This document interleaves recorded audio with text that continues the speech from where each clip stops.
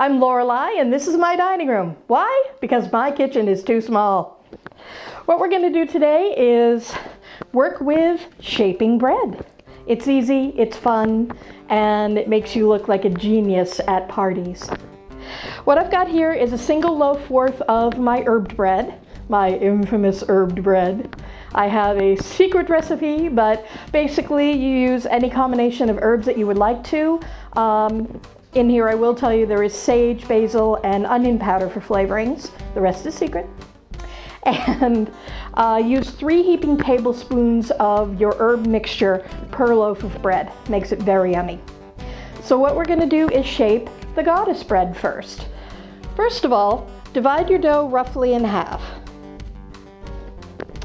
And use your first, knead it a little bit, into something roughly oblong and thin and high as you can. As I learned with the amazing blob goddess of doom, the flatter and lower it is, the wider it will become. So start with a good high profile. With your remaining half of dough, take about half of that and make a head.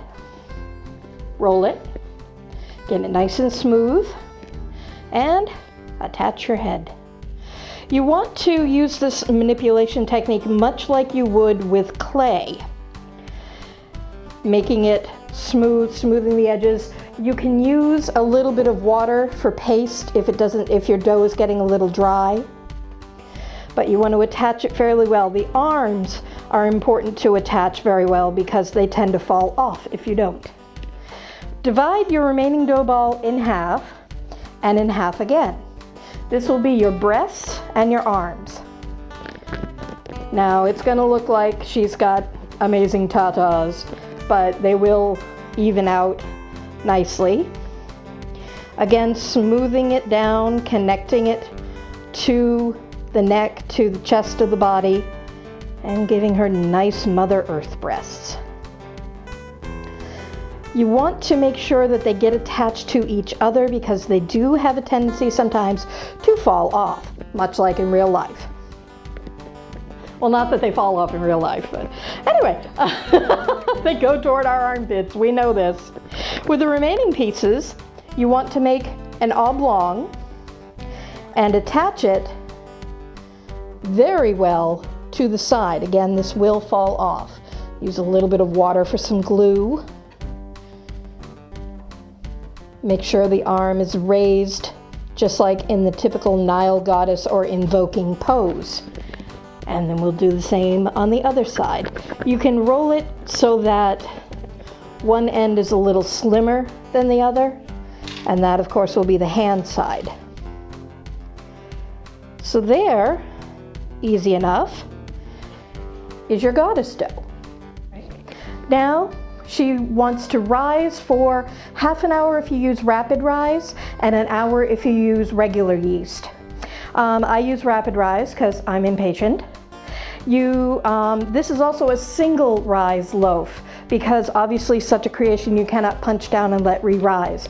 So we're going to put her under a towel where the heat from the activating yeast will continue to help it rise. And we're going to go and make dough number 2 to shape the bunny bread. Welcome to part 2. This will be the bunny bread. Now for the bunny bread, I have chosen to make a sweet bread, which is about 3 times the sugar you would normally put in a basic loaf of bread. And that's about it. Pretty simple. So I've got my dough all nicely prepared here again. This is, again, taking about half of your dough. And once again, we are going to make a nice, relatively high, not as long as the goddess bread, oblong. Divide your remaining dough into about 1/3 and about 2/3 so that you've got dough enough for a head and then for the feet and ears and tail. Again, roll your dough between your palms, smooth it out a bit, and make a nice little bunny head. Attach that little bunny head, smooth it on in, join it. Now, the legs on the rabbit are going to be, it's going to be more important for you to attach the legs very well because they're going to stick out from the sides of the rabbit and they can tend to fall off. Take your remaining dough and divide it in half. From this, you will divide the smaller ball in half again. One will be your back leg, which will be an oblong. You want to attach it again, nice and firmly, nice and securely, to not quite the rear of the rabbit, but about an inch up. Then divide your remaining dough almost in half. Make one part a little bit bigger. That will be the front paw, but you want to make an oblong and put it just ahead of the back paw. Smoothing it nicely, attaching it well. With the remaining little half, make one end a little pointed, and you've got an ear. Attach that very smoothly to the head. I'm going to use a little bit of water here to help it along, because on a bunny it would be seamless, so on a dough bunny it ought to be seamless. So again, divide your dough in half,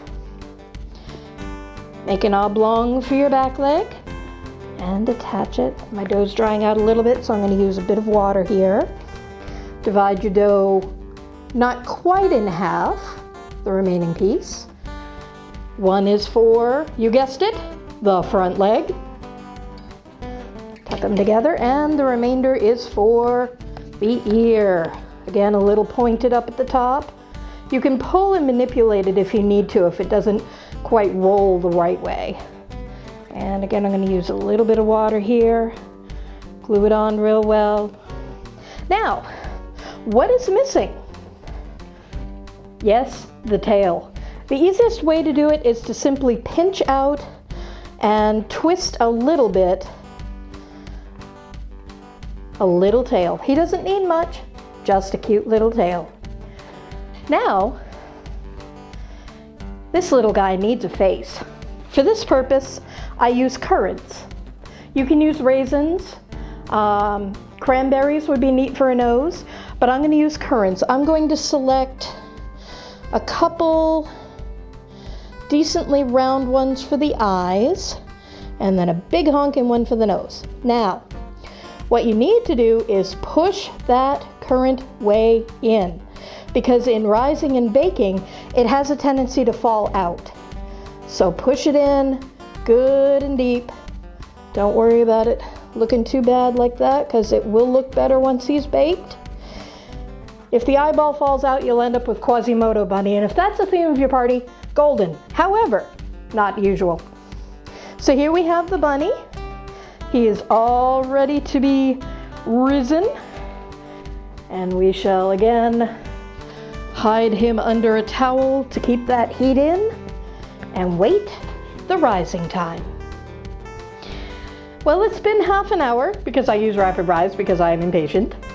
And we have, yes, the large goddess. Now, as you notice, her breasts have kind of gone Picasso on us, but that's okay. You also notice that what started out as a tall, slim has gone to a nice, rounded, somewhat risen, but risen a little more to the side, loaf of bread. That is okay. But again, that is why you want to start with a taller, slimmer angle, because you get round and full.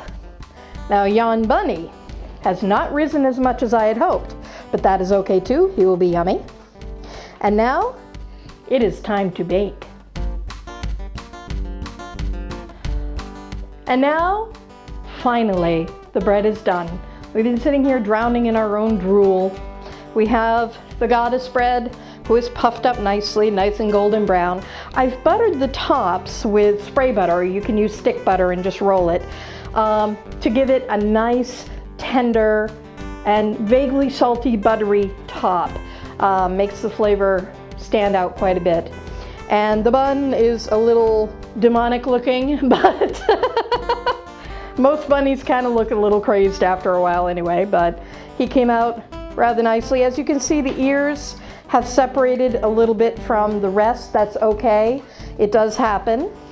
But as you can also see, his legs are firmly attached. so they won't be falling off at all, which is awfully nice. So that was the basics of shaping bread. I hope you had fun. This was fun for me. And I hope you know now that shaping breads is very simple. In addition to the bunny and the goddess, you could perhaps do a teddy bear for a young one's birthday party, or perhaps a turtle for a summer gathering. I hope you had a blast. I certainly did. Thank you. Happy baking and blessed be.